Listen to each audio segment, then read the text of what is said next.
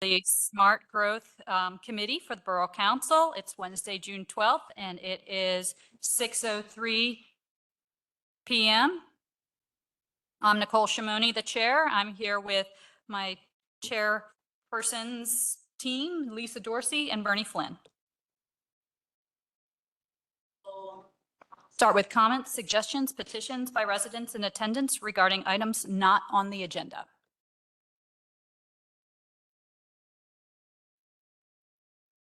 Hi there, my name is Alex Siegelman.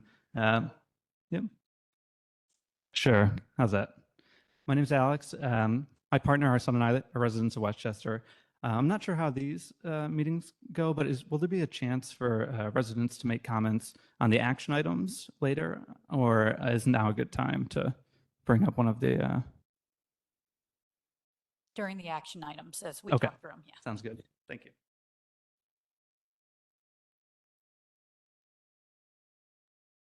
All right, we'll move on to discussion items. Gay Street open air market spaces.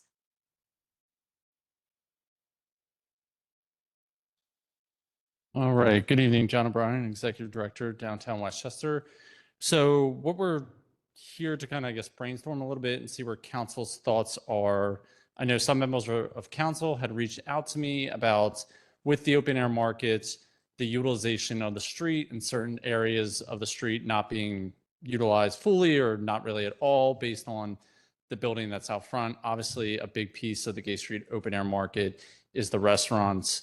Current regulations have them, or they're allowed to go the width of their building and extending halfway out into the street. I think we can all say, like, there are obviously some restaurants that take some liberties with that, and we try and reel them back in to the best we can.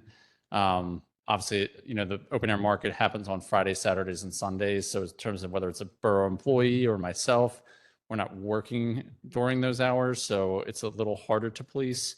You know, I will regularly take like my dog up for a walk and just kind of see what's going on up there. But in terms of the actual areas that are probably right now not utilized, they would be generally places that are adjoin like an office space out front. So I'm thinking like 17 East Gay Street, which sits basically between where Sidebar is and Tekka on the other side of the street. That's a deader area. When you get past Tisch Boutique towards the end, towards Matlack Street, is another area that isn't heavily utilized because it's either a little residential down there, some office buildings, and one is a gym out front there.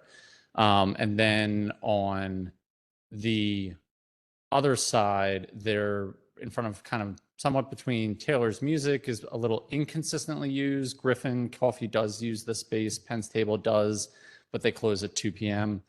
So part of the conversation was, should we be allowing other vendors to set up like a 10 by 10 tented area on Gay Street during the open air market? I would recommend that we could open that up. I would say we limit it to retail organizations that are currently businesses with a brick and mortar presence in the business improvement district. You know, we're always a little hesitant about bringing vendors outside of the borough who are going to compete with our brick and mortar stores. So I would start there. We would need to ensure that if that did go forward, that they sign the same liability waivers that the Gay Street businesses to protect the borough's interest for using the public space. I would defer to the borough if there's special insurance requirements that is needed for somebody that doesn't have a brick and mortar presence on Gay Street. We probably want to start it small. I know in one of the emails I received, 2 or 3 was the number. I would open it up and say 4 to 6. I don't think you're going to get anybody that is going to commit to being there for Monday or for Friday, Saturday, and Sunday for full hours. So that might need to be some willingness to have some flex timing based on when the business is open. And in full disclosure, I'm not sure how many retail establishments would take us up on this because they're not highly staffed to begin with. You know, we're very small business focused in the business improvement district, which means the staffing in retail stores is pretty limited. So I'm not sure how many stores would have the capacity to keep their physical brick and mortar presence staffed and also send up merchandise and a staff member onto Gay Street. But it's something we could open up. We could start there, see where it's utilized. If it's not really getting a response, if we want to kind of broaden the net of who comes in and who doesn't. There is possibilities like further down the line, we could look at kind of jurying, as the Chester County Art Association does for our Christmas market that we did. So that's kind of deciding, look at who is interested, what kind of artisan vendors, and deciding is this a vendor that's going to fit, that maybe they won't compete as much with the businesses that currently exist. So that's some just spitballing ideas. I don't know if any members of council had any thoughts on this issue. And I don't know if this is, I don't know if it's just something we're just allowed to, I can just send out an email, or if there is, council needs to take an affirmative vote on that. I'm not really sure on your end what would need to be required there. Since I'm the originator, Mhm. I was hoping for the 10 by 10 tents, very similar to what we had down at Turk's Head, Mhm. or what we used to have on Thursday nights. I forget exactly what it's called, Swinging Thursdays. Yep. Yeah, where they would come up and they would put up their 10 by 10 tent. Right. It was all homemade stuff that they could actually sell, like jewelry or handbags or something that unique arts, pictures of paintings and stuff like that, to try to fill the space that drive some business beyond Avalon, because it's desolate beyond Avalon, and Tish is down there by themselves, Mhm. and they're just lonely. Plus, it's not utilizing what we tend to be utilizing to make it more enjoyable, more friendly down in that area. Up around Taylor's Music, you put one tent there Mhm. and at nighttime. But then again, I would still stay with the artisan stuff. That way there's not competing with any of our brick and mortar places. But I would like your idea, ask, and I think Nicole would agree with that because she mentioned it to me, ask the locals whether they want to come up and put a tent up or whatever to participate. If they don't want to participate, Mhm. I think, we should move forward, and somebody would bring a flower shop up there. Right. Sell cut flowers. They can set that up in about a half hour and Mhm. sell flowers, 2-3 nights during the thing. So just something to bring more interest into the eastern side of the Gay Street, because it's very barren. Okay. So that's my thoughts. So. I'll give my thoughts too. I like the idea, the comments that I made when I kind of first heard it is, I just want to make sure that if we do attempt this, that we have a decent process in order to make sure that, yeah, the businesses that are there, they might not be using it now, but we just want to make sure that they didn't have a plan for it at some point, Mhm. and then we just kind of take over, and then next thing you know, they're here at Right. the meeting and they're upset about something. How we determine what businesses are allowed. Now, you're thinking we might not have a lot of takers, but if for some reason we do have a lot of takers or interest, how do we monitor that and make sure we're fair with the communication of getting out the word that we want to do something like this, and B, then giving people the opportunity to kind of apply for it, if you will, right? And say that they're interested. The other thing, the things I did like, it's similar to, we don't really want to do competing businesses with the businesses that are there, that are paying that high rent to be on that street, and to say, oh, let's bring a jewelry shop up or some artisan jewelry maker that's going to compete with Tish, right? Or let's bring somebody that does eyebrow threading. They can set up for a couple of hours and that would compete with Zazen, right? Like we don't want, or the beauty salon that's also right there. I mean, there are businesses that are along there. So at least I'm thinking that one end there. So just how do we thoughtfully, add to what's there versus just filling in space. Mhm. I liked Keith's idea. I was watching last night. Where's Keith? He's not here. Okay. He said something, I think, about the History Center and maybe pulling out some art or something from the History Center and kind of putting that in that space. That would be kind of cool. Or, you know, the Art Association. It's not, I don't think it's right in the bid district, but it's still right on the edge of town, right? Right. And so the other category to get council's thoughts on are nonprofits. We have received requests over since we started the open air market for nonprofits to set up informational things, puppy adoptions. Now, the ones that have set up, it's usually like a partnership with an existing business. If that's something the council wants to entertain, you might get more take up. Is that the look and feel that we're looking for? Everyone loves puppies. Yeah, well, I mean, that specific one, yes, but there will be others that will just want to be up there physical, either talk about their mission, recruit volunteers, things like that in the world. I don't know that I have a personal view or, you know, professional view either way, but it might be something within this conversation to consider as well. I like the idea in principle. I think, you know, and you sort of hit on this, is strategically place them, right? Mhm. So it's not just, you know, the East End, but I think there are blank spots, you know, from Matlack all the way up to Darlington that we could fill either with nonprofits or, you know, artisans, Mhm. and maybe even retail. But I had the same concerns around, you know, let's make sure there's a well-defined process Mhm. that's really clear. And the other thing was just expanding it. I think I mean, we don't want it to look like the restaurant festival, right? Where you Right. can't walk down the street.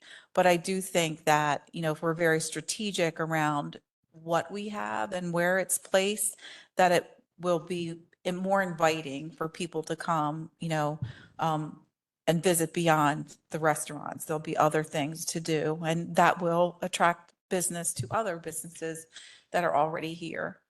I kind of agree with you, though. There could be challenges with, like, if you, I can't think of the name of the business on Market Street, but to invite them, you know, do they have the capacity Right. to support that? So as far as next steps, I mean, you would just need to let me know, is this something that you would like me to recruit people? Are there approvals that you need to go through on that? The other, just as a quick side note, one thing, I do try and constantly remind people, but I don't have enforcement abilities. The borough does have ordinances around sidewalk clearance, even with outdoor dining. It's especially important with the open air market in terms of ADA accessibility. So I would just, you know, ask, you know, with building and housing to please, you know, monitor that to the degree that you can to make sure, you know, and also for emergency service response, I know that the sidewalks having proper clearance, it's gotten better. There's probably examples I think we can all find where there's been issues. And I think it might be good for the borough to kind of look into that a little more, that has more of a teeth of response than me just constantly badgering them. Now, Keith, through the Turk's Head, Mhm. I'm sure everybody had to have a certain qualification to be able to Right. be on borough property at a certain time.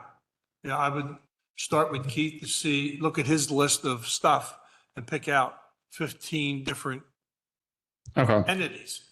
And then we could start that, you could start there. And then after we ask the locals, what, if they want to come up and do The it. one thing I would not want to see us do is just make sure that we're not doing like informational sales, like siding repair, gutters, insurance. It just kind of does not have a good feel of what we're trying to attract. So that's one area that I would not be supportive of us opening up to, just for the public record so they know what we're looking for. Well, and I would also recommend you check with the businesses that have that space or allowed to use that space. And I don't know if maybe if certain businesses didn't fill out the form earlier this year, then I guess they've consented that they don't want to use the space. But if they filled out the form and they're not using it, then, you know, you should check in with them and just make sure that, you know, you don't pop up a tent of arts and crafts in front of the gym and they're like, well, we use that all the time in the middle of the day. You just haven't seen us. Yeah, I mean, 100%. I mean, because just kind of a CYA for me, because when they get upset, I'm going to be the first phone call that they're going to give me an earful. So, Oh. so I will, that is, Well, you're yelling. yeah, 100% being taken care of on that end. Guarantee that. That's why I mentioned the north side of, Mhm. the north side of East Gay Street. Yep. Because you have the cabinet shop that's never open at night, right? Mhm. And then you go all the way down, then you have Roots is the Yeah. next business, and then nothing, the next 10 buildings down or Yep. whatever. And I just want to, I know I don't want to take up the time, but just to explain to the public why that kind of Gay Street area towards High Street gets the most concentration. Our physical layout with where, especially with the garages that we have parked, even when Gay Street's open, naturally funnels people there. And especially on the east end of town, I know I've talked about this before, but we're doing a lot of great improvements on walkability down High Street. I think those same improvements need to be thought about on East Gay Street and East Market Street to make sure the entire second ward has walkability into town. The new developments that are planned are going to help drive more foot traffic that way. And so I think those are positives, but as part of our overarching plan, improving the walkability and traffic flow on East Gay Street and East Market Street is going to be vital for those areas where we think we don't see as much foot traffic in the town. So, cool. So if I don't know if it's Sean or Sally or someone just wants to reach out to me and let me know what the Well, legal steps are that I can I go guess forward with. legally, yeah. Otherwise, I feel like. Okay, perfect. And we can have some side conversations then afterwards. All right, thanks so much.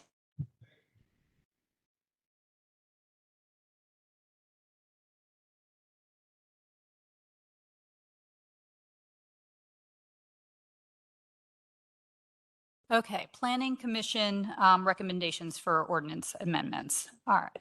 So the first one I'm going to take without making you guys stand up, because when we were here last month, Jim presented the fee in lieu, and Kristen came back and was like, ooh, the way this is presented, it's not quite legal. Basically, that was her response. It wasn't legal. So she confirmed that. And but I had a conversation with her, and she gave me some thoughts. And her thoughts are that, you know, if there are things that we feel are missing when the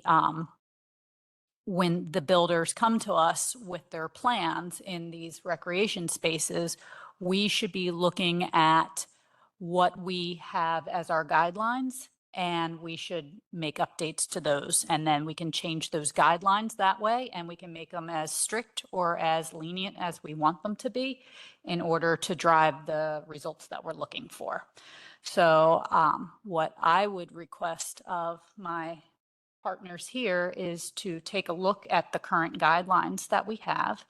And then we can come back maybe next month and talk through some of those guidelines and things that we might want to do to change in order to update this ordinance. And we can talk with the Planning Commission and kind of help guide them on some of our sticking points. And they can also, and you guys can also come with some of your sticking points as well. And then we can have a discussion on maybe how to make more adjustments there. But right now, they haven't made any more changes on the Planning Commission. It's still kind of what it was, which we cannot move forward because it's not legal. But that was the feedback that I received. Well, my thought to that point is if we go to start changing things, we have to be contiguous for every developer that comes in front of us from whatever the last of the 4 big buildings is built. It has to be the same for everybody going forward, not just as a developer comes and we decide we're going to change something for that exact developer. I think what we need to do is review, like you said, the policy, put in there and change what we think we need to change.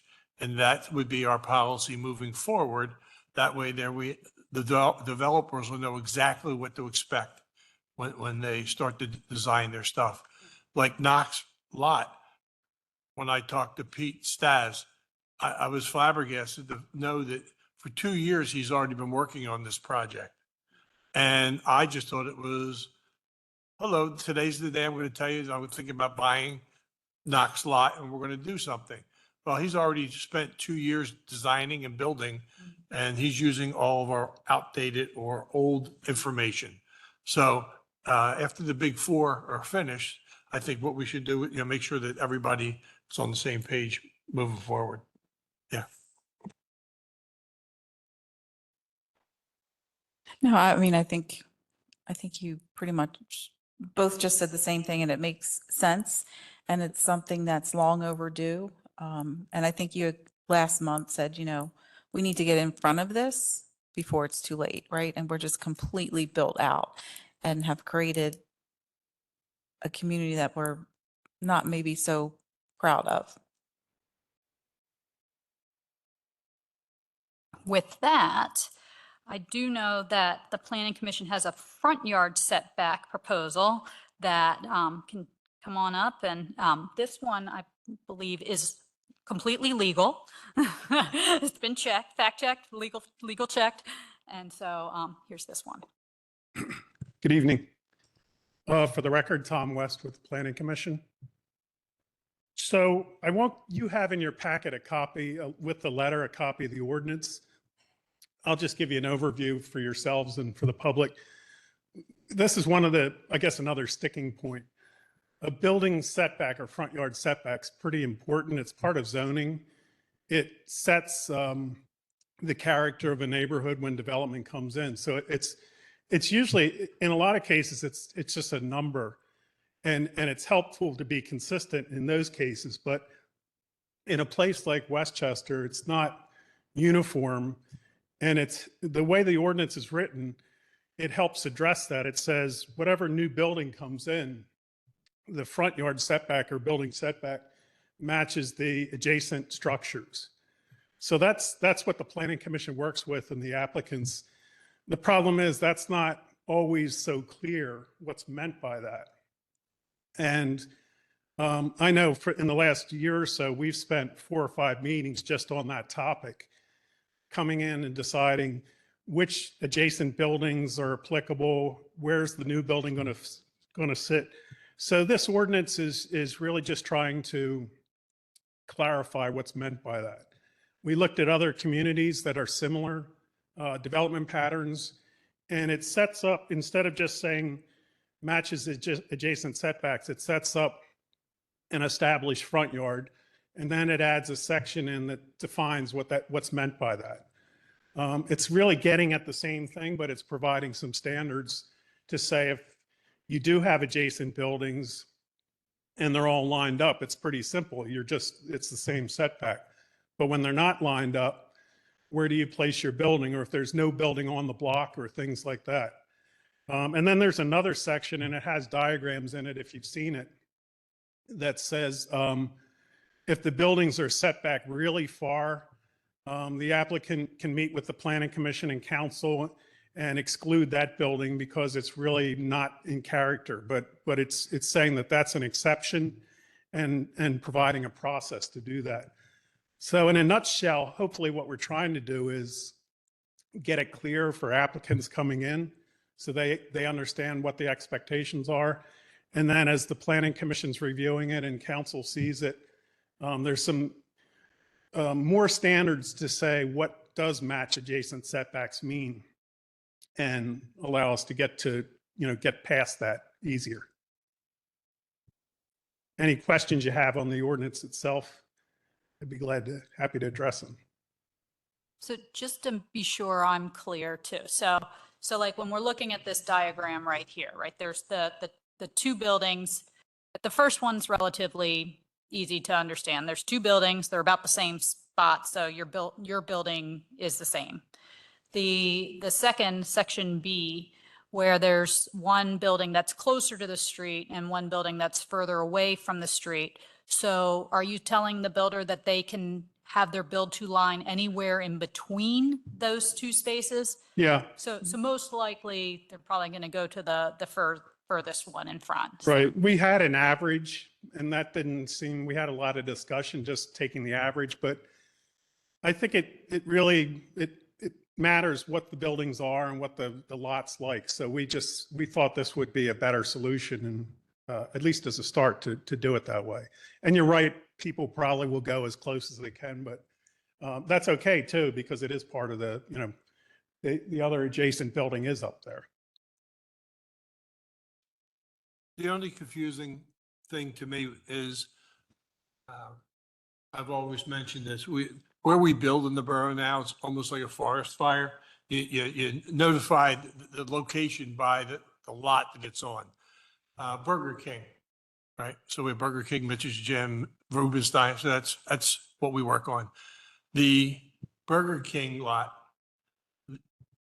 there's a front porch or an entranceway.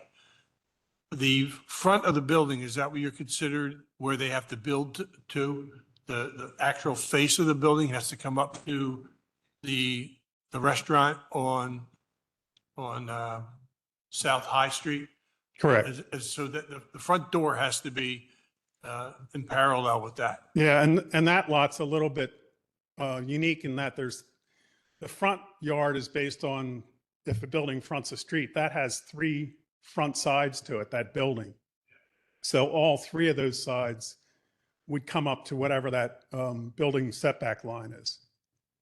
Now, on the Knox lot, right here, the front door is going to be on Adams. Mhm. So his front door has to be directly across from the corner of this building across, or the bank on the other side coming across. Is it this lot right here? Yep. So that would also have multiple front yards, basically. Okay. There will be a front of the building, but this setback is for any part of the building that is fronting on a street, like Burger King. And if this one is fronting on 2 or 3 streets, then it's got 3 front yards that this line would take effect on.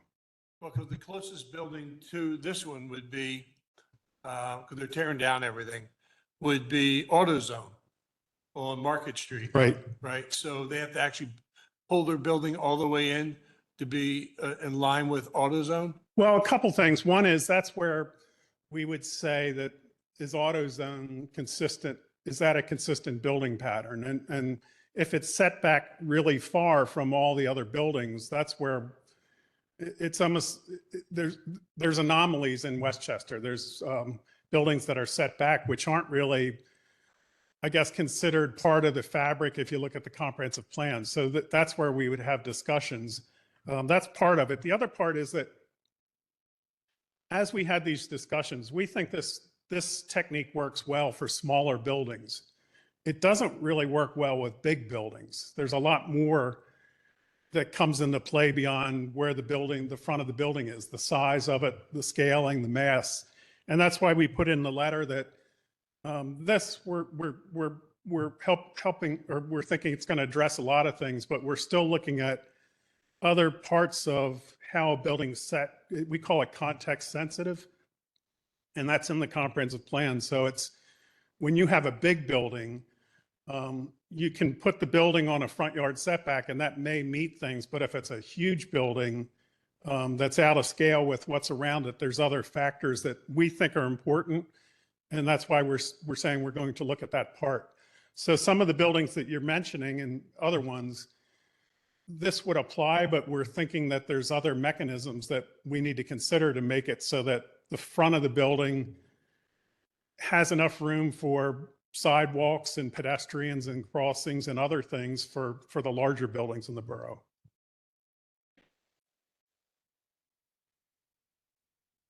Great, thank you. Thank you. All right, and building height. So I think that was another one. Do you have more for the building? Up, come on up. Yes, yeah.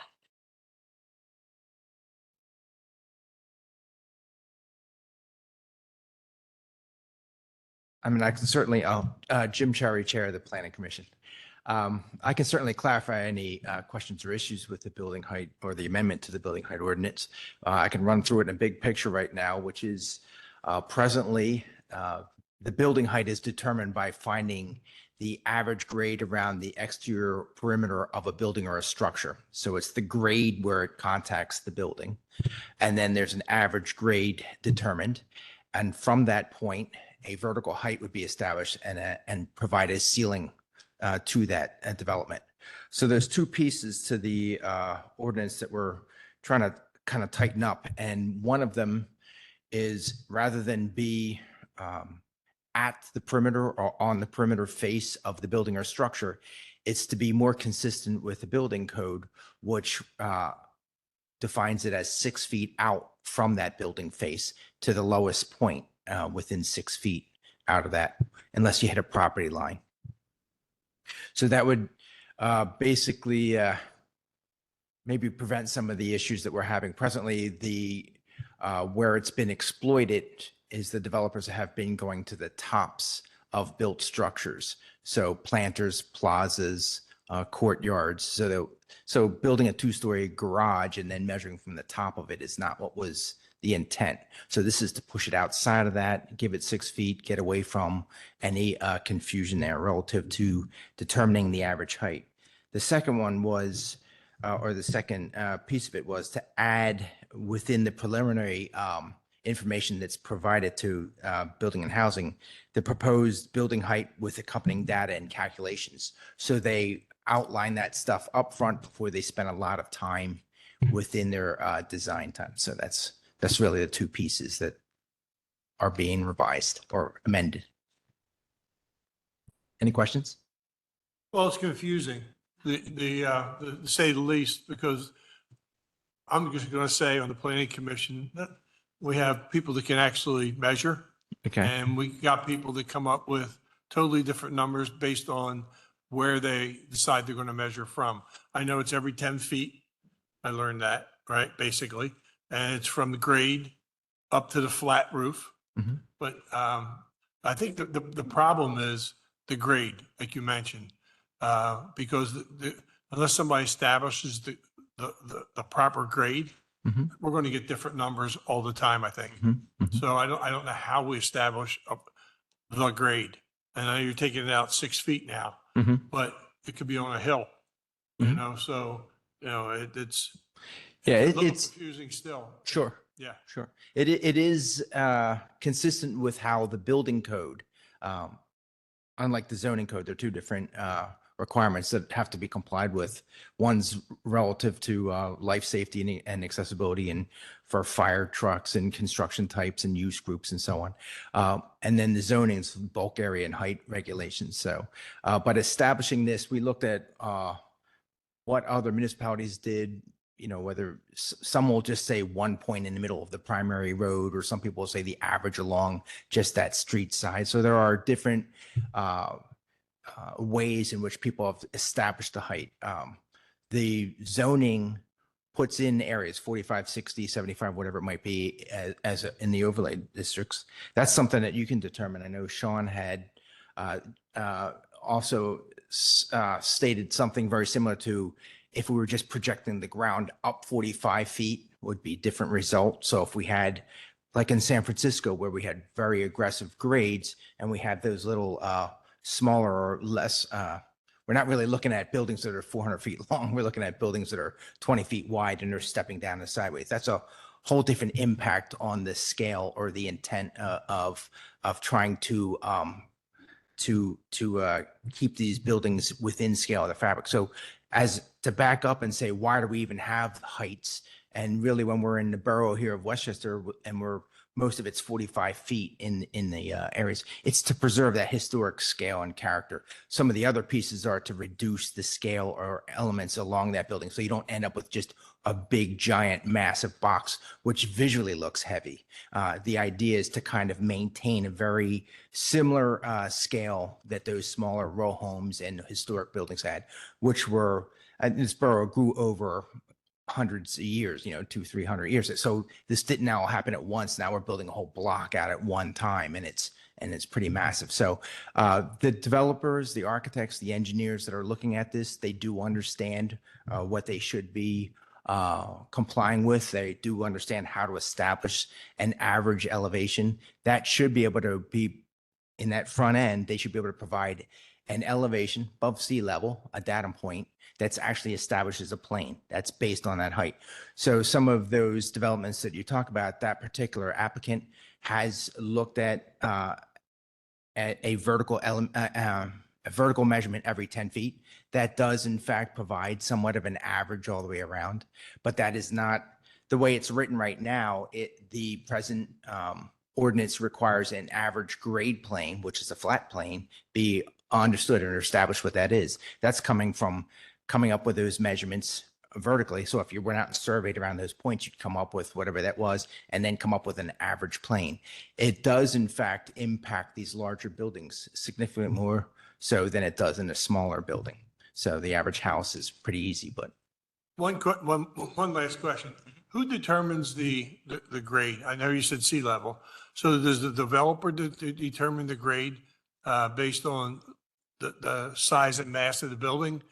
Or is it just? no, it's all tied down globally. There's a real established, I mean, it might be, I'm just going to make up a number, 427 feet might be an actual elevation or a datum point. That's above sea level. So there's real elevations that are able to be determined. So the engineers actually put it in. The surveyors or engineers. So Yep. Now I understand it. Mhm. Thanks.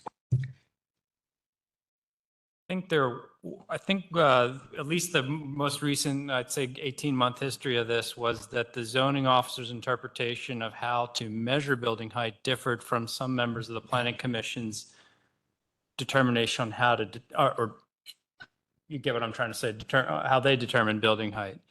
And I think the common ground for all of us is to agree upon a way to determine that, to achieve the objectives in your zoning ordinance. So I'm less concerned about what the code says and I appreciate objectives. I'm less concerned with the objectives and what the code says as to coming to an understanding of how the zoning officer should interpret and evaluate building height. It's easy on a small site. It's easy on a flat site, regardless of building size. Where we run into problems is large sites with large buildings with sloping sites. And I don't want to get into a disagreement again, internal disagreement about what's compliant, what's not compliant. So I'd really like to work with the PC and the zoning officer to just maybe game plan.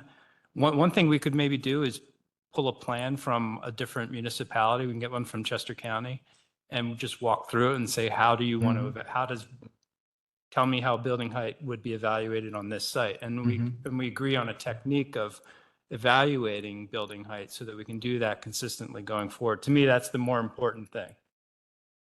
Yeah, I agree. I mean, the whole reason that we're going through this exercise right now was we kind of said, what have been the pain points and over the past year or two? And if you're saying this has been the pain point and this is the root cause, then 100%, yeah, figure, if we don't have to change an ordinance because all you guys have to do is get on the same page, that works for me, right? Oh, okay. All right. So, but still, yeah, if you're feeling that component's missing there. Sure. Yeah, even if we want to come to the work session for the planning commission, we could talk about it. Certainly, the only two things we were really doing was pushing it from the actual face of the building out 6 feet with that. And then the other one was to ask them to provide that information in a preliminary format early, so they didn't waste a lot of their own money and time. So, All right. but I could put you on a schedule for if you want to. See you next month. All right. I'll see you in a few minutes too.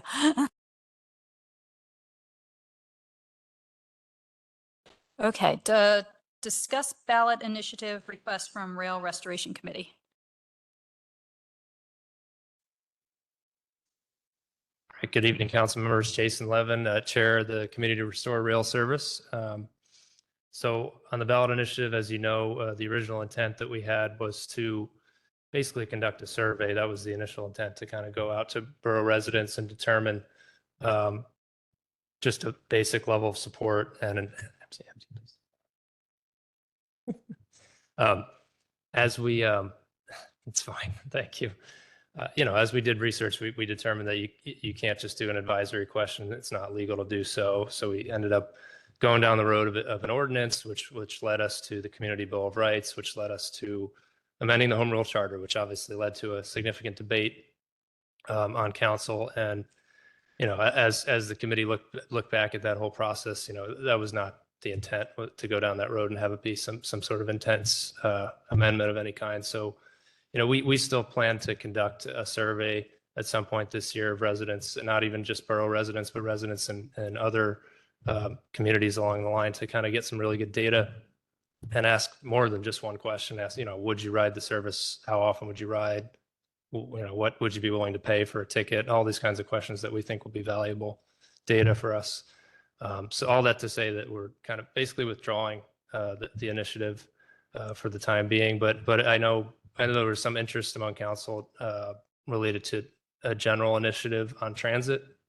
Obviously, we would support that if you guys would support any conversations on that if you guys wanted to look at that in the future. But that's basically the update that I have. Thank you. And I guess just one other thing I shared with Sean, an updated set of slides on the project and some details on operating costs, capital costs. I don't know if that's been, I sent it this morning. So yeah, but let us know if you have any questions on that. Specifically, there's, I think, slides 25 through 27 of that presentation. There's some updated details there. Happy to talk through any of that at any point. Thank you. Thanks. All right, and item D, discuss creating a transit transportation committee. That kind of segues from what Jason was saying. Yeah, last month we had a lot of conversation, not just about rail, but about just public transportation in general in the borough. Like, do we have buses going to the grocery store? Do we what do we need? What do we need? We know we need something. We know we need more, and what is it? And so in thinking about that, I know we have a lot of committees, but wanted to add a committee and run it past you guys, the idea of a transit transportation committee, one that's a little bit broader and is looking at a variety of things and possibly not even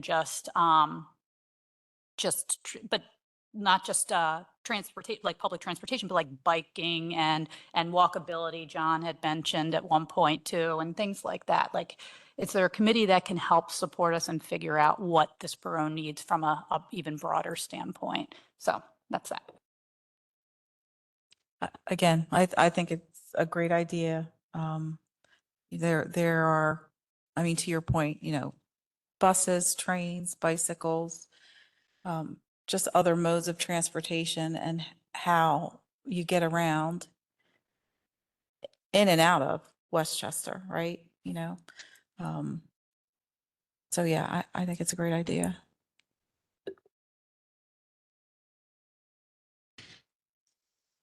All right, so Sean. Yeah, and Bernie, you're good too. All right, so we'll keep discussing that. So before we move on to action items, C, the discuss ballot initiative request for rail restoration. What I heard Jason say was that they're withdrawing the petition and council's taking no action on it.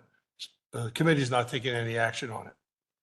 Yeah, that's right. Okay, so that initiative will die in committee. Okay. Yeah, that's. Right, Mr. Metric? Yeah. Last night, I was warm and fuzzy with the fireflies. So, but it dies in committee. Yeah, thank you. Thanks for the clarification, Bernie. But the Transit Transportation Committee will not die, but is the idea, do we move it to discussion next week, or is that something to discuss next week? Around the new one?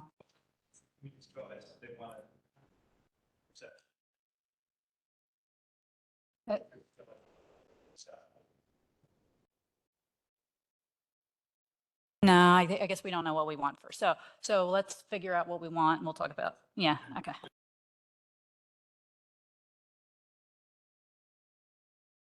All right, action items. Motion to approve Planning Commission recommendations for ordinance amendments, parking standards. So that's Jim, that's your stuff again. Actually, it's Alan. Alan, that's your stuff. I didn't see you behind Daryl.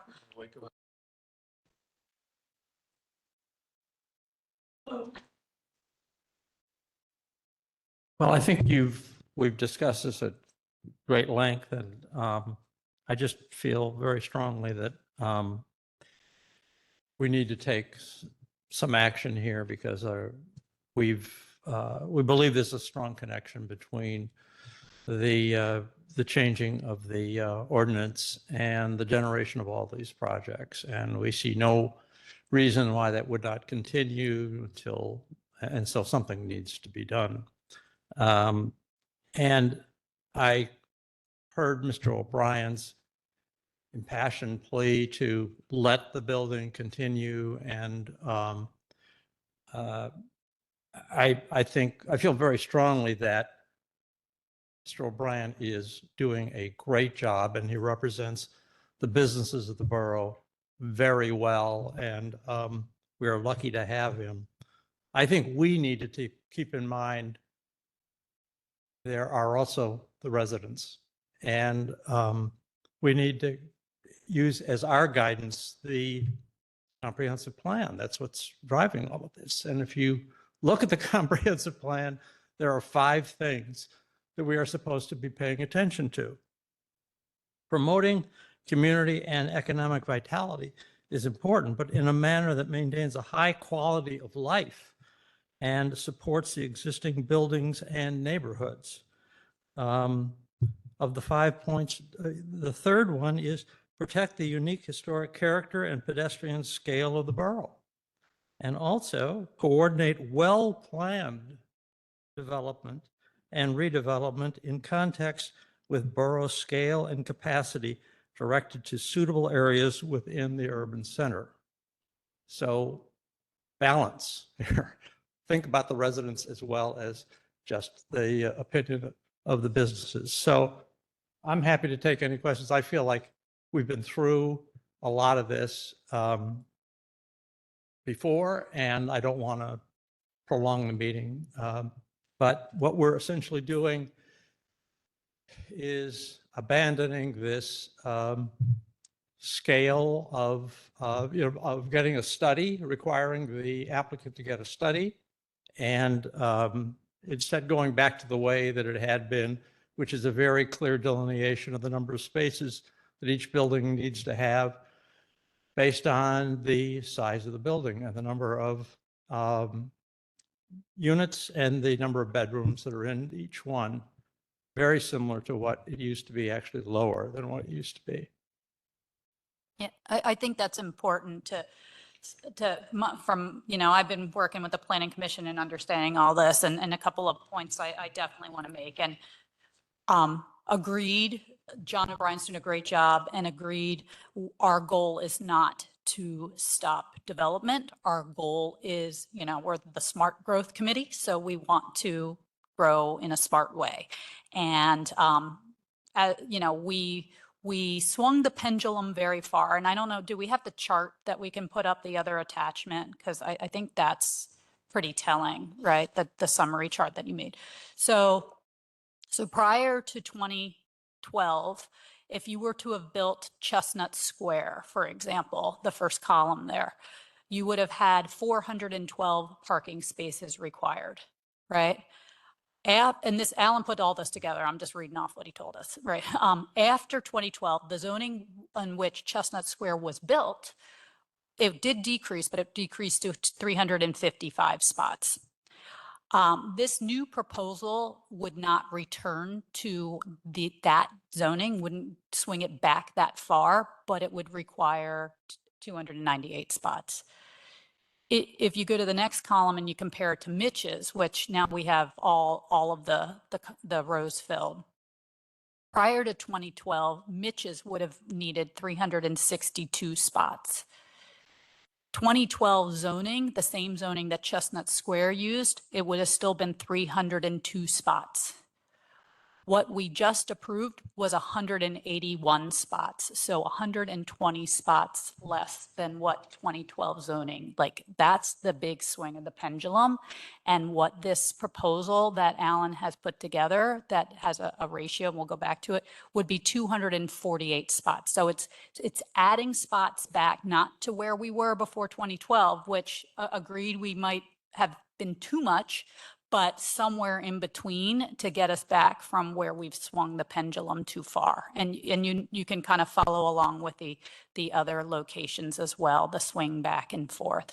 So that's what the goal of this is. It's not to go all the way back to where we were.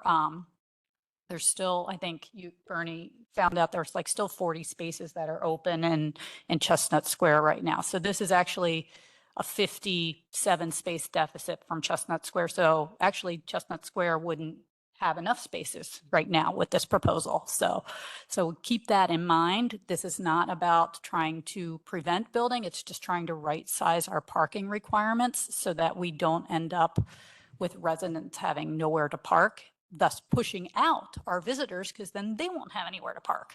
So that's one thing I thought was a really telling chart.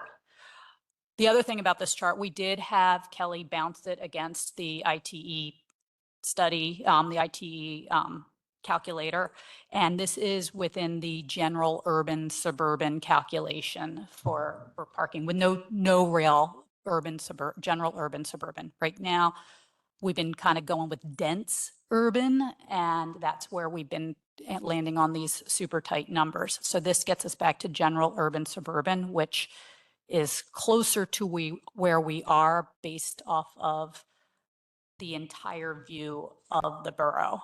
We're dense in our 1.8 square miles, but we don't have the breadth of businesses. We don't have the grocery stores. We don't have the transit at this point in time to really be dense urban. We're more kind of on that general urban side of it. And so that's where these requirements, which are pretty clear to follow, land us. So if you take us back to the requirements, I just want to share, because the requirements this round are also different. So Alan, I don't know if you just want to also for the community kind of go back to what the requirement changes are per bedroom type versus last month. I'm sorry. You want me to go through what? So last month, the requirements you presented were 1-to-1 basically per bedroom. Right. Yes. This month, it's slightly different. Yes. These are revised to more closely resemble the kind of profile that we used to have, but they are less than those that we used to have. Best way to say it. Any questions about this? Right. So if we flip back to the proposal document, so it's instead of one space for each studio and one bedroom, that one got lifted a little bit to 1.2 spaces because sometimes one bedrooms have two people in them. But then instead of 2 spaces for 2 bedrooms, you took it down to 1.7. Instead of 3 spaces for 3 bedrooms, you took it down to 2.2.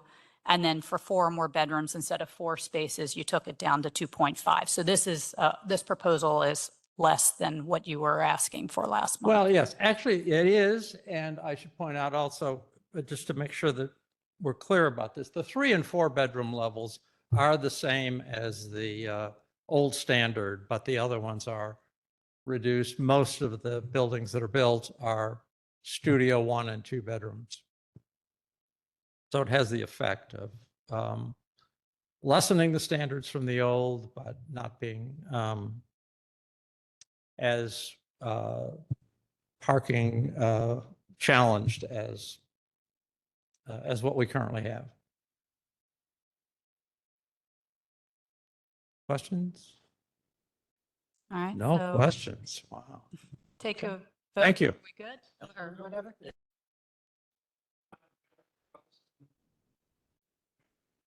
Mayor, yes, come on up. Can you come on? I know your back's a little. Okay. So I guess my question is, looking at the chart and hearing what it said about a comprehensive plan, are we now reducing our parking requirement or upping our parking This requirement? increasing from where we've been. If you go back to Because the that- chart for. That Mayor, last chart please. didn't look like it. If you look at Mitch's, Now, that looked like it, but Yeah. I'm saying the last one that was on the screen did not for each bedroom. That the one on the screen produces the results that you see here required by proposal. The calculations the team did. So So then are we keeping within the comprehensive plan that was established that he was speaking of? Is it then within, I mean, because I think that comprehensive plan was a good comprehensive plan that we should use as our guideline. And we certainly don't need less parking. We need more parking. So I just want to make sure that we're finding a good place to land with our parking.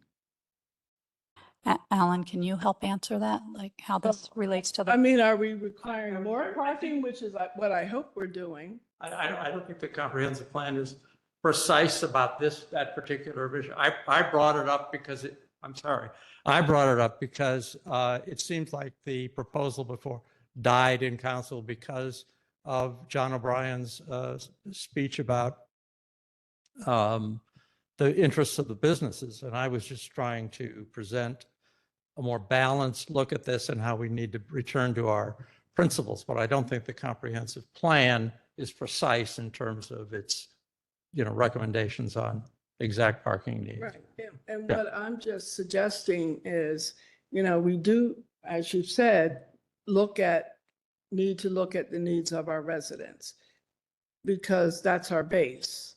At the end of the day, that's our base, our residents.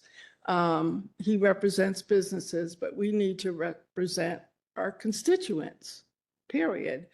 And parking is a problem that people perceive it as a parking problem, and it's in the communities. It's in people expect tough parking uptown, and that's why you have the parking garages. But when you're in your home, you don't want to have to fight for parking spaces. And you don't want to have to fight with the new apartment building that's come up when you can be proactive and make sure it has enough parking.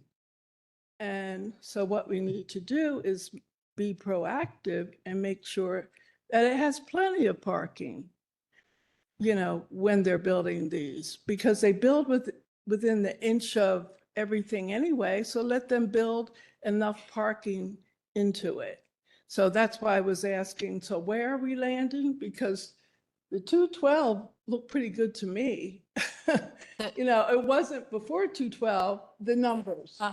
So instead of, 412, you're talking about Chestnut Square. Instead of prior to 212, it would have been 412 parking spaces. But, let's go to the next one. Mitch's would have been 362.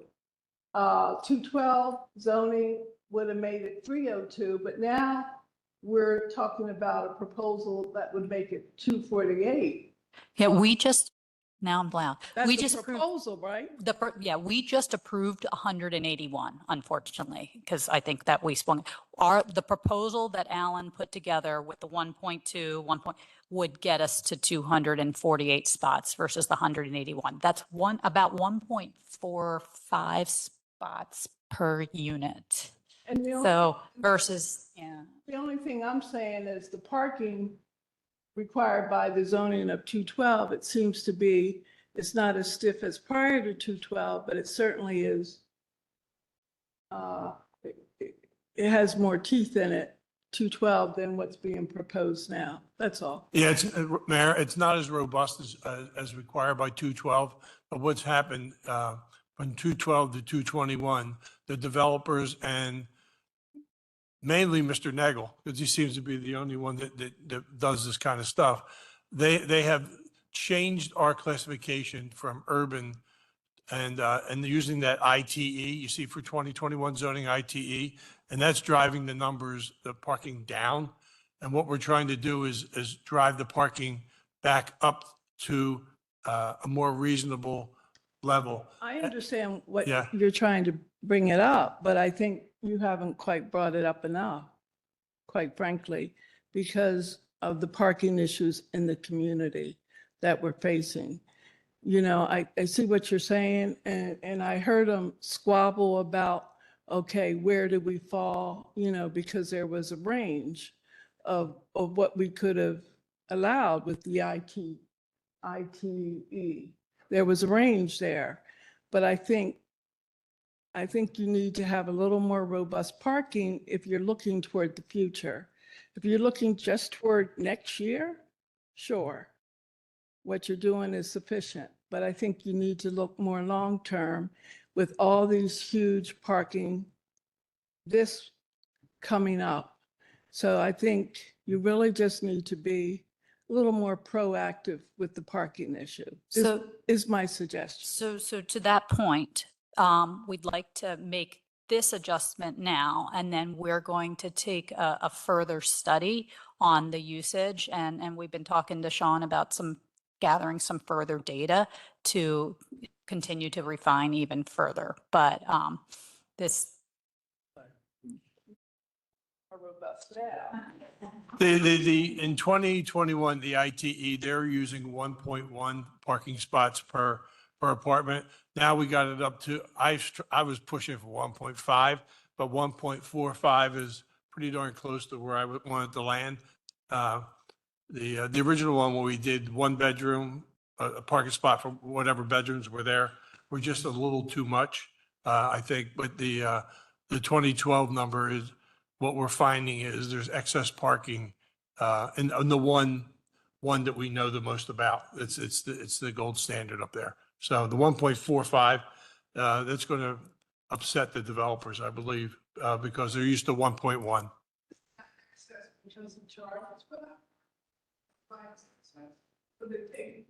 That I don't know, Mayor. Yeah, I don't know that. He did tell me, Mr. Eli Khan did tell me that he built 40 spots too many in Chestnut Square. They just sit vacant. So that's all I can report on that.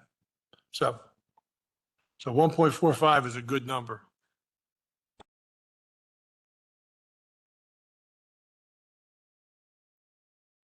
all right, so I still think we're okay with moving forward here, but all of your feedback completely noted, and we'll continue to work on this.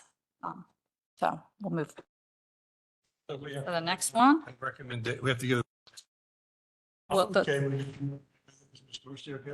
Yeah, So recommendation. the motion next week will read, the motion to direct the solicitor to draft a zoning ordinance amendment for chapter 112 for parking regulations according to these Yes, standards. the planning commission proposal, yeah. You got it.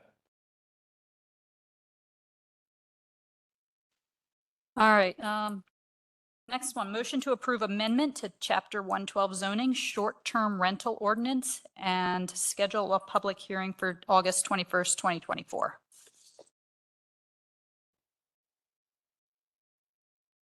Actually, we talk first.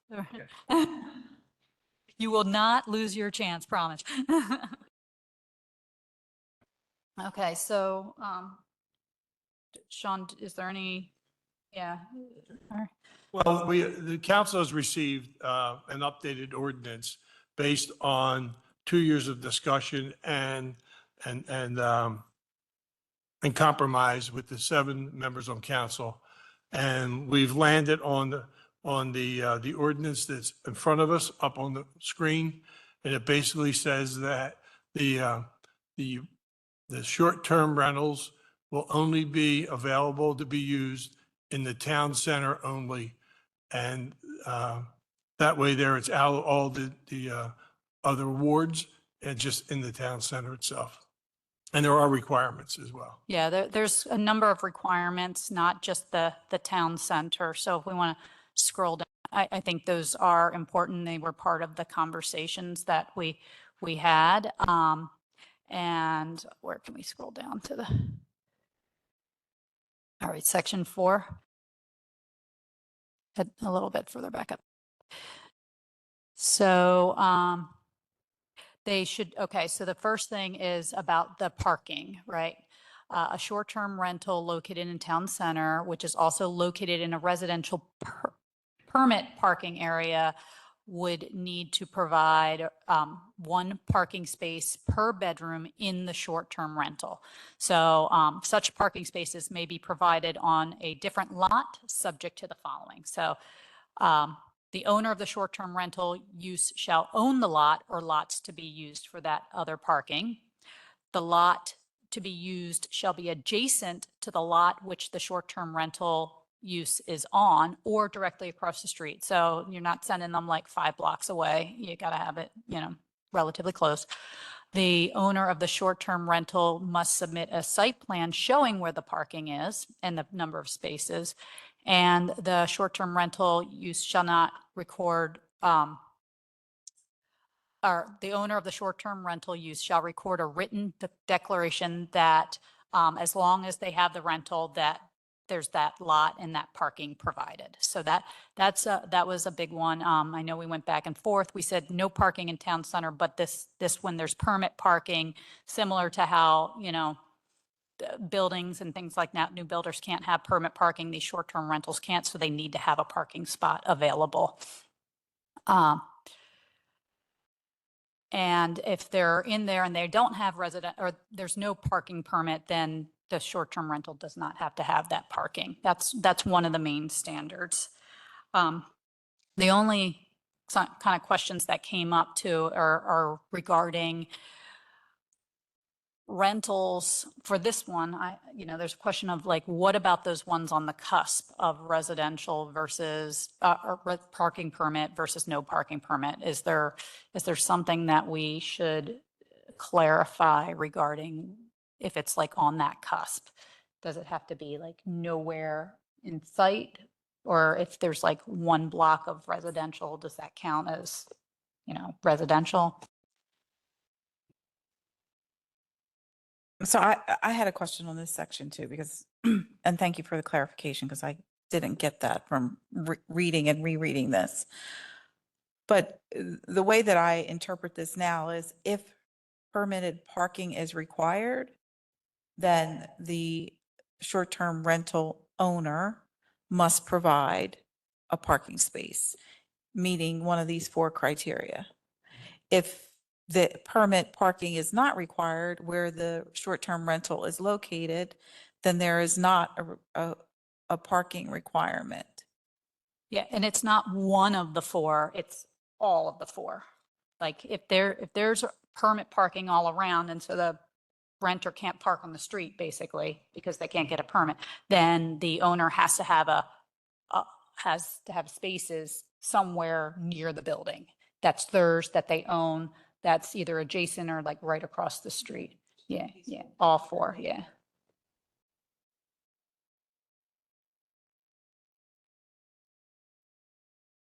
Whatever it is, the other way. Yeah. So then the next standard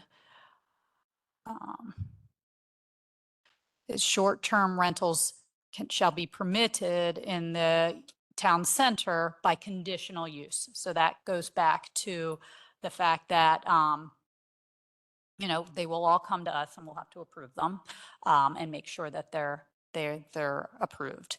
The leasing of 1 or more bedrooms in a dwelling shall not be permitted as a short-term rental. So just having your house and saying, I'm going to rent out my back bedroom or something like that, you can't do. This one, and I think Kristen highlighted the 500 feet, that may end up being a conversation with council, but that the spacing, this is basically the spacing. So 500 feet, I think, is a block or a half a block? Sally, do you remember 500 feet? Oh, 500 feet, 1 block. Okay. The residents can answer my question. The 500 feet. So it's about a block away. Yeah. So that is the highlight there and the thought there. So the adequate spacing, which from the analysis that Sean presented last month, that I think that would roughly get us about 40 in the borough, in the town center. I think the analysis was on 400 spaces. So 400 spaces were like 60. So I took 500 feet and thought 40-ish. Must comply with the parking provisions in our code. Shall not be permitted in multifamily dwelling apartments with more than 4 dwelling units. So that was a question that Patrick, I think, had in the last meeting, or in that, we don't necessarily want all these big buildings being built with a bunch of short-term rentals that end up in them. So you got to limit it to some of the smaller, housing units. The rentals shall be required to obtain an annual short-term rental permit. So they have to come back and get a permit every year.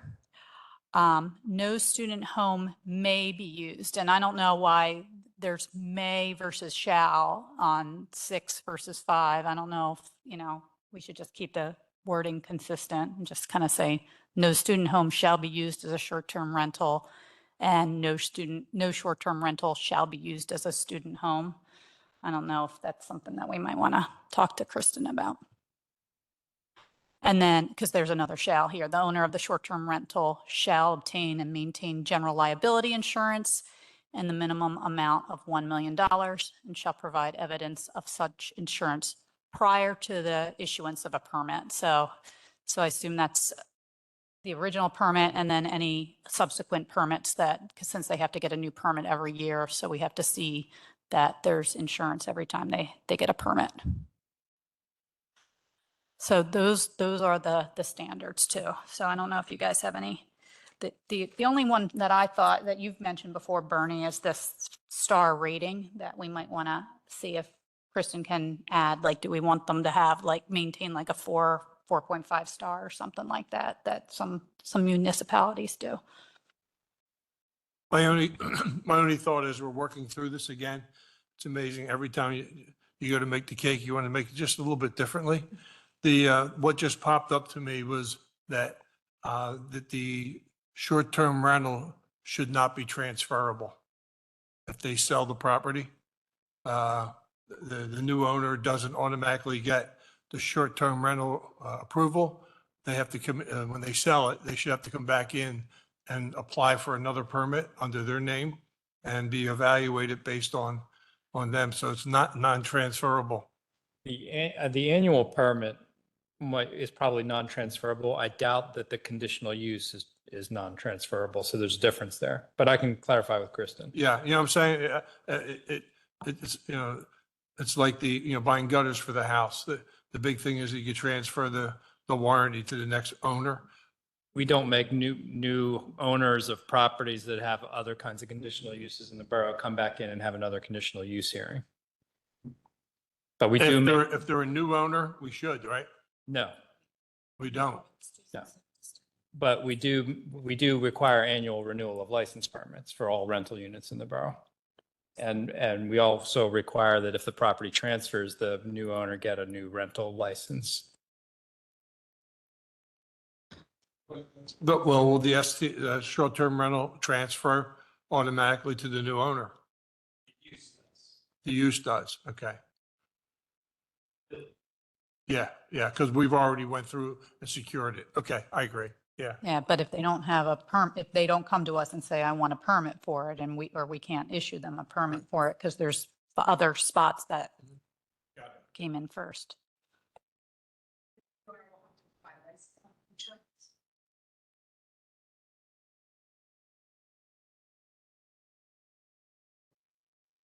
Okay, are you guys okay if we recommend it, but with that additional stipulation of maintaining a 4.5 star rating or a 4 star rating? So here's my concern with that. I mean, we had a lot of debate around the administration and oversight of this. That requires a lot of oversight, right? Is monitoring the star rating of every one of these units. And 40 sounds like a lot to me, like 40 and just in the town center, every 500 feet. I have questions around that. That's not the environment that I want to create. But monitoring the star rating, I think, I don't know, Sally.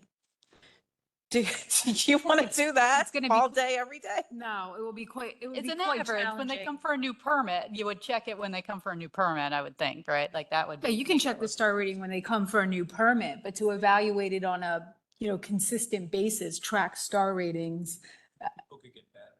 Right, that would be problematic. I mean, that would just be hard to Okay, all You right. could essentially rent a short-term rental every day, right? So, you know, I might rate it a 5, you might rate it a 3. But yeah, I don't even want to think about what that overhead is. That's Okay, crazy. all right, okay, all right. Suggestion, sometimes they're good, sometimes they're other. Okay, so, but you're concerned about the 500 feet though, too. So, It's essentially one every block. I don't know that we need one every block. You know, so do you maybe. propose another foot recommendation? Before we take it to everybody else? Yeah, I can make a recommendation maybe next week, but one every block, maybe it's one every 3 to 5 blocks. I mean, yeah, one every block seems to perpetuate exactly what we're trying to avoid, right? An investment deluge, investment properties. I don't know how many there are now. It seems manageable, if it's. Suggest maybe before we meet next Monday, remember, not Tuesday, Monday, that we review that map that Nick sent around. And there's 2 buffers on that map, one 200 feet, one 400 feet. So the dot has to cross. We could reconfigure it for 500 feet so you can see what that really looks like. We could do that. Yeah. And maybe making it up like 1,000 feet or something, right? Like do another. Yeah, it can't, yeah, and that way with the goal being that we'll pick one. Although when you give 7 people 3 options, you know what happens a year and a half later, right? Here we are. Okay, wait, your turn, right? Alex. Hi again. Yeah, Alex Siegelman. My partner, our son and I live in Westchester. And yeah, again, we've been to meetings in the past, and I just want to advocate for short-term rentals. When we have extended family come to stay, our place is too small. And so having that as an option to host them there has been really helpful. And so I feel like this, right through the new ordinance draft, I felt like it was 1 step forward, kind of 2 steps back. I agree that it should be regulated, the fees yearly, proof of insurance, maintaining in good condition. But it seems a little bit nonsensical to me for there not to be in any other wards. I feel like one component we're not looking at is the majority, I think, of the homes in Westchester are older and maybe smaller studios, 1, 2 bedrooms. And so the ones out in the other wards allow for slightly bigger homes to host more people. And so that's something you may want to consider.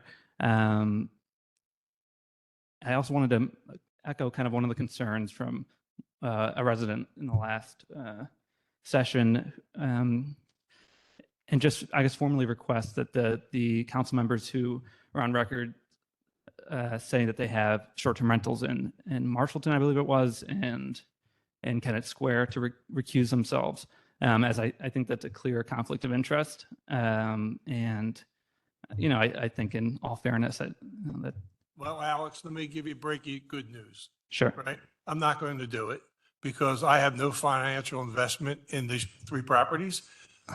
For full disclosure, I said my family has 3 properties, one in Brigantine, one in Marshallton, and one in Kennett Square. Sure. I do not benefit from it. I've not supported it. I've never stated any of them. Sure. So I will not be recusing myself from any votes on the thing. Maybe you could double check it. If you look at the vernacular, the wordage, it says, a council member may not themselves or an immediate family member benefit. So that would include your immediate family members. It doesn't need to be just you.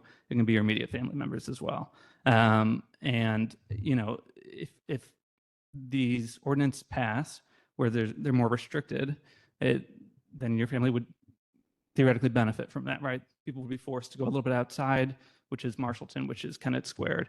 And again, I think that this is, in all fairness, it should be. It's a pretty reasonable request.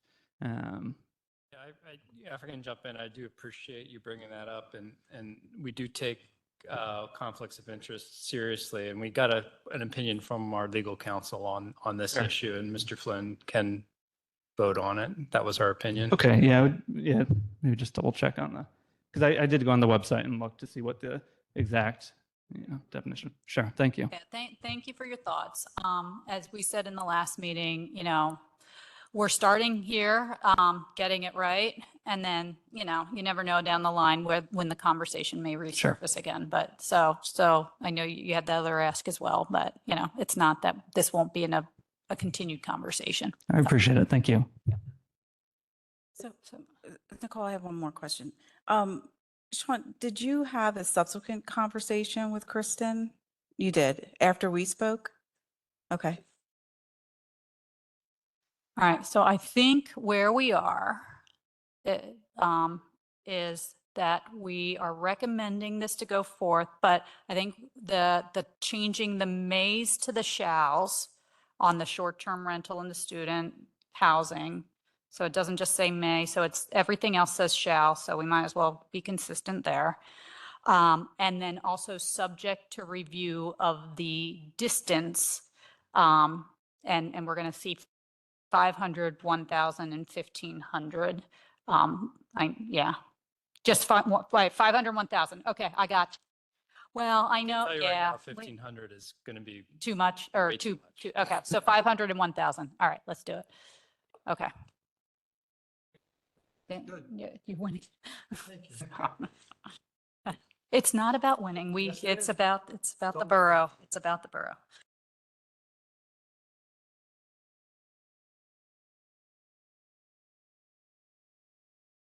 Okay. Oh, did you want to say something, Ann?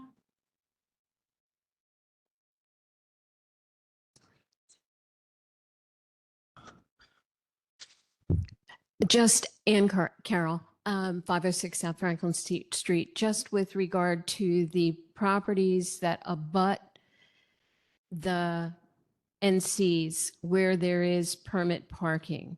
And that occurs in almost every ward because town center is so big. And wondered whether there might be a consideration that any such permit in an area that was within, again, it's going to be a foot measure, 200 feet, 250 feet of a permit parking area would require parking. In other words, if there were to be one of these STRs right across the alley, where the alley is the dividing line and your neighbors have permit parking, they will not necessarily be required because they're not in a permit parking zone, but right across the alley is permit parking zone. So I just wanted, because that was an issue that someone brought up during the initial discussions. So whether that's possible, or there is another statement later on in that states that no other STR in town center would be required to have parking, which means the only ones that are the ones that have the permit area where they exist. If you either put the foot requirement on for anything that abuts, or you took out that statement and allowed that to be part of the conditional use hearing, because otherwise I'm not sure why you're having a conditional use hearing. But if you're taking away any concerns about parking, that takes a whole lot out of your conditional use hearing. Do you understand what I mean? Or no? Okay. Here's the alley. Here's the STR in town center, not in a permit parking zone. So they are required to provide no parking. Here's NC 1, where they abut. They're not required to have parking. This is a permit parking zone. The only relief to the residents of having people parking is that the people get a ticket. which is a benefit to the borough, but of no relief to the individual. Do you understand what I mean now? So if you said there are two ways you can go, either take out the prohibition for anyone else to be required to have permit parking in a town center temporary, you know what I mean, short-term rental, or put in a requirement that if you abut, you do have to have the parking requirement. So it's, to me, it's easy to take it out and put it into the conditional use. So if that looms as a problem because people come to the conditional use hearing and say, oh my God, where are they going to park? Then that might be a way to handle it. But I'm not going to belabor this because, you know, I'm not. But I wanted to be respectful of that individual who brought up exactly that scenario. Thank you. I don't know if there's any, except for my street, any spot in the borough that doesn't have permit parking. Do you have any? Yeah, Matlack Street on the east side of Matlack does not have permit parking, but the west side does, at least down where I am. Oh, there are? Oh, okay. Yeah, okay. No, it's not abutting town center. No. But that's where that happens. Okay, all right.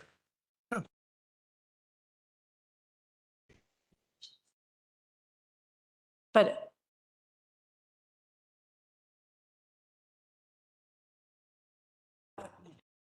okay. Okay, I think we're going to move forward. My fear of putting it in conditional use is that we'd end up not doing anything and it would get gray area and it would never, you know, yeah, so, okay. All right, so moving on to motion to schedule a hearing for ordinance amendment to chapter 37, keeping of poultry and hogs, July 17th, 2024. All right, I have some issues with this. Okay, And I talked to Sally Slook about it. Not Fluke, but Slook. See that? I wrote down how to always pronounce it correctly. The setbacks are fine, but the ordinance, as we were going through the ordinance and talking about zoning and talking about building and housing, there are no permits required anywhere in the ordinance. So what we're saying is that once a year, they should have to come in and get a permit or renew their permit every year, just like it's a rental property. The next thing is that that also sends out our building and housing people to make sure that the structure is safe for the animals. Because the animals, who knows how well they're taking care of them, but building and housing, going out to make sure it's safe for them. And the second thing is, and we were really not sure who's in charge of farm animals, whether it's the USDA or it's the Board of Health, but somebody should be checking on the health and welfare of the animals to make sure that they are cared for and the eggs that they're producing are safe to either be distributed or sold. We don't know whether it's the Board of Health, Sally and I talked about it, or the USDA, who they're supposed to require to get approval from it. Now, Sean mentioned to me last night, he thought that the chickens were pets. Well, they're still farm animals. And they're out in the open, they're outside in every environment and element. And I think at least we should be able to have them get a permit once a year so that our people could go out and check to make sure they're safe and the structures are safe. I like the permit idea, actually. There is a provision for the permit in 37.3-1A. Applicants seeking maximum of 6 hens be kept on a parcel where there's a single family dwelling, provided that the permit is first obtained from the Department of Building and Housing. Must submit an application on forms provided by the borough and pay the applicable permit fees determined by resolution of council.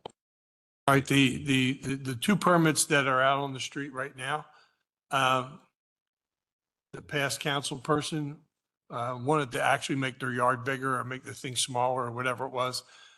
She had two permits, but around the borough, there are various spots around the borough that there are housing chickens that we have found. And, so we, somehow we have to let those people know that they have to come in and have the facilities checked for humanitarian, that's not humanitarian. And I do think we do that from time to time. We check on that. Or if people say there's chickens and things. Well, then- building and housing will have to go check for the permit, so the one person that's on Ann Carroll Street, she's had chickens there for quite a while. And, she said at one time she got a permit, but only once. And no one's been out to check to see if the livestock is safe, healthy, or the structures are any good. So just the requirements to make sure that the animals are cared for. I don't think it would be the SPCA. Maybe. I don't know. Might be the county. I'll check with the county. So can we move this to table it until we, get some more clarification on responsibility of the creatures? Well, I don't think it's your unilateral decision, Bernie, Oh, but you can ask. No, I did ask. How do you feel about this, Lisa? I did ask. I said I would like to. So, So Lisa, how do you feel about it? I mean, it sounds like we already have the permitting process. And it sounds like we need to gather more information around what entity is responsible for inspecting chickens. So it sounds like we need to table this until we have more information. All right, so tabling it away.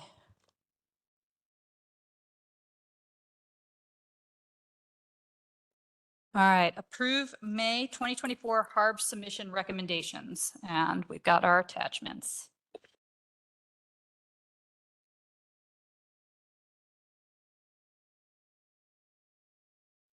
One second, that came up quick.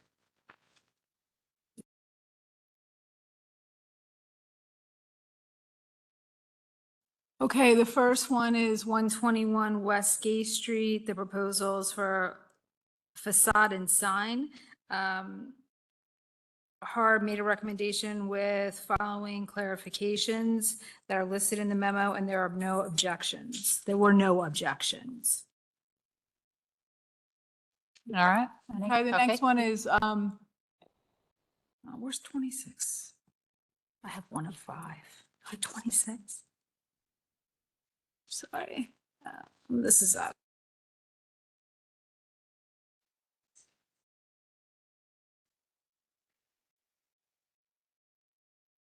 Okay, 26 South Church Street. The proposal is for a sign. There were clarifications requested from HARB that are listed in the memo, and there were no objections. All right, any you. question? Keep going. The next one is 105 South High. Apologies, these aren't in order. 105 South High. Have that one? Here we go. That's for a sign. There was clarifications too listed in the memo from HARB, and there were no objections. The next is 16 East Gay Street, another proposal for a sign. HARB recommended the certificate of appropriateness as presented, no clarifications needed, and there were no objections. The next one is 51 Patton Alley, an exterior renovations. There were 6 clarifications presented, and there were no objections. The next one is 8 East Gay Street, which is another sign. It's a banner sign and vinyl door decal. There was 1 clarification requested, and there were no objections.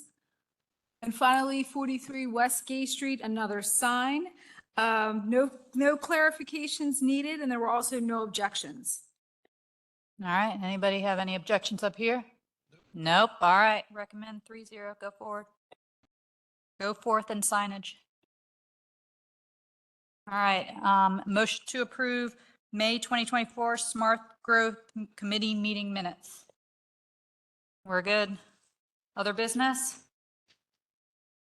None? All right, this meeting is adjourned.